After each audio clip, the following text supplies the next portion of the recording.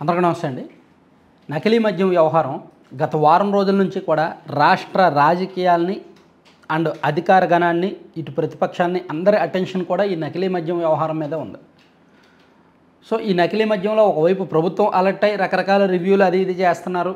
మరోవైపు ప్రతిపక్షం కూడా దీన్ని రాజకీయంగా వాడుకోవడానికి ఒకరి మీద ఒకరు బుర్ర చల్లుకుంటున్నారు.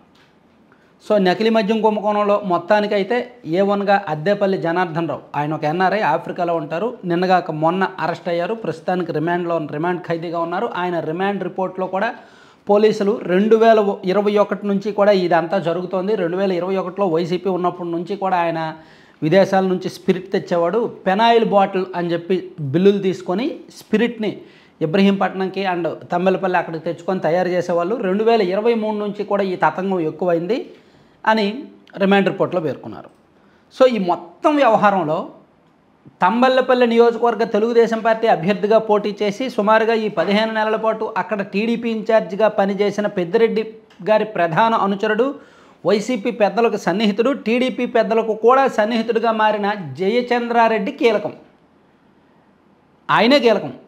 తెర మీదకు అద్దేపల్లి జనార్దన్ రావు గారో లేదంటే సురేంద్ర నాయుడో ఇంకేవేవో పేర్లు వస్తున్నప్పటికీ జయచంద్రారెడ్డి అనే వ్యక్తే మొత్తం దీనికి కింగ్ మేకర్ అని రకరకాల వర్గాల ద్వారా తెలుస్తోంది. సో ఈయన వైఎస్ఆర్ కాంగ్రెస్ పార్టీ అంటే వైసీపీ అధికారంలో ఉన్నప్పుడు పెద్దిరెడ్డి గారి అండ చూసుకొని ఆ జిల్లాలో ఉన్న వైసీపీ ముఖ్య నేతల అండ చూసుకొని ఆ మాఫియాను పెంచి పోషించారు. ఎన్నికలకు ముందు వైసీపీ ఇంకా మళ్ళీ అధికారంలోకి రాదు, టీడీపీ కూటమి అధికారంలోకి వచ్చే అవకాశం ఉంది అని తెలుసుకొని టీడీపీలోకి వచ్చేసి టీడీపీ వాళ్ళకు ముడుపులు ఇచ్చి, ఐఎమ్ రిపీటింగ్ మై వర్డ్స్, ముడుపులు ఇచ్చి, ఎందుకు ఇలా అంటున్నానంటే తెలుగుదేశం పార్టీ 2024 ఎన్నికల్లో చేసిన అతిపెద్ద తప్పు ఏంటంటే ఫైనాన్షియల్గా స్ట్రాంగ్ ఉన్న వాళ్ళని మాత్రమే ఎంపిక చేసి సీట్లు ఇచ్చారు. ఎవరికైనా సీటు కావాలంటే ఎంత డిపాజిట్ కడతావు, ఎంత పెట్టుకోగలవు, ఎంత డిపాజిట్ కడతావు, ఈ క్వశ్చనే ఫస్ట్ వాళ్ళు అడిగే క్వశ్చన్ ఇదే. వీడు పార్టీకి పనికి వస్తాడా లేదా, క్యాడర్ను కలుపుకుంటాడా లేదా, పబ్లిక్ రిలేషన్స్ ఉంటాయా లేదా, పార్టీ సిద్ధాంతాలకు కట్టుబడి ఉంటాడా లేదా, ఇవేమీ పట్టించుకోవాలి. డబ్బులు ఎంత ఉన్నాయి, ఎంత పెట్టగలవు, పార్టీకి ఎంత ఇవ్వగలవు అనేది మాత్రమే చూసి అలాంటి వాళ్ళని కొంతమందిని తీసుకొచ్చి ఇచ్చారు. ఆ క్రమంలోనే తెలుగుదేశం పార్టీ కక్కుర్తి కారణంగా జయచంద్రారెడ్డి అనే వ్యక్తి, వైసీపీ వ్యక్తి, పెద్దిరెడ్డి గారి మనిషి టీడీపీలోకి వచ్చి టీడీపీ వాళ్ళకి డబ్బులు ఇచ్చి సీటు తెచ్చుకొని పోటీ చేసి ఇంటర్నల్గా కొన్ని తిరుగుబాట్లు అవి ఉండడంతో ఓడిపోయాడు. సో ఇప్పుడు కూడా ఆయన ఇన్ఛార్జిగా ఉన్న నియోజకవర్గంలో ఆయన పిఏ, ఆయన డ్రైవర్, ఆయన చుట్టూ ఉన్న వ్యక్తులే నకిలీ మద్యంలో కీలకమైన వాళ్ళుగా ఉన్నారు. ఆయన పిఏ, ఆయన డ్రైవర్, ఆయన సన్నిహితులు, ఆయన అనుచరులు వాళ్ళందరూ కూడా ఈ నకిలీ మద్యం కుంభకోణంలో నిందితులుగా ఉన్నారు. సో ఆయన కూడా దీనిలో నిందితుడిగానే ఉన్నారు. సో ఆయన్ను అరెస్ట్ చేయడానికి పోలీసులు కూడా రెడీ అవుతున్నారు. అతను ప్రస్తుతానికి ఎక్కడో అందుబాటులో లేడు. అతని కోసం పోలీసులు వెతుకుతున్నారు. సో ఇది మామూలు వ్యవహారం కాదు. అద్దేపల్లి జనార్దన్ రావు ఆఫ్రికాలో ఉండి ఆఫ్రికాలో ఎక్కువగా ఈ లిక్కర్ స్కామ్లు అంటే లిక్కర్ సిండికేట్ అంతా అక్కడ ఉంటుంది ఎక్కువ.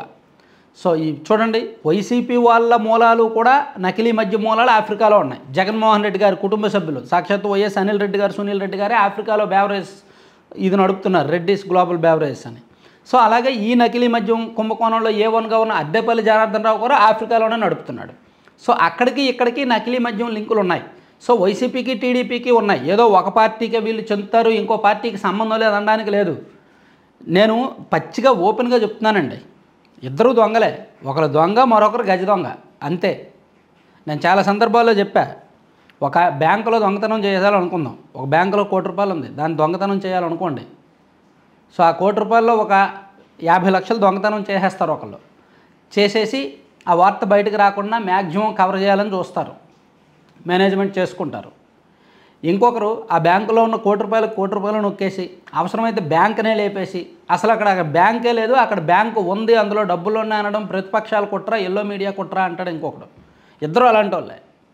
సో ఈ ఇద్దరు ఎవరు కూడా ఏ పార్టీ కూడా అంత ఖచ్చితమైన పార్టీ లేదు. ఎందుకంటే రాజకీయం అంటేనే డబ్బు అండి, రాజకీయం అంటేనే కులం అండి, రాజకీయం అంటేనే కార్యకర్తలు కష్టపడాలి, భుజం మొయ్యాలి, భుజం కాయాలి, వాళ్ళ భుజం మీద నుంచి వీళ్ళు సంపాదించుకోవాలి. సో ప్యూర్లీ మీరు మద్యం కుంభకోణం చూడండి, ఇప్పుడు వచ్చిన నకిలీ మద్యం చూడండి, లేదా విద్యుత్తు ఈ షిరిడి సాయిల వంటి వాళ్ళ సంస్థను పెంచి పోషించడం చూడండి, ఏ వ్యవహారం చూడండి, గనులు చూడండి, ఏం చూడండి, వాళ్ళకి లింకులు ఉంటున్నాయి, వీళ్ళకి లింకులు ఉంటున్నాయి, వాళ్ళకి డబ్బులు వెళ్తున్నాయి, వీళ్ళకి డబ్బులు వెళ్తున్నాయి. కానీ విషయం బయటకు వచ్చేసరికి వాళ్ళ మీద వీళ్ళ మీద వాళ్ళు బురద జల్లుకుంటారు. దేశంలోనే వర్స్ట్ పాలిటిక్స్ అనమాట ఆంధ్రప్రదేశ్. ఇంకెక్కడ కూడా ఇంత లేవు. ఇంకో 5 ఏళ్ళు 10 ఏళ్ళు అయ్యేసరికి ఇంకా వర్స్ట్కి వెళ్ళిపోతాం మనం.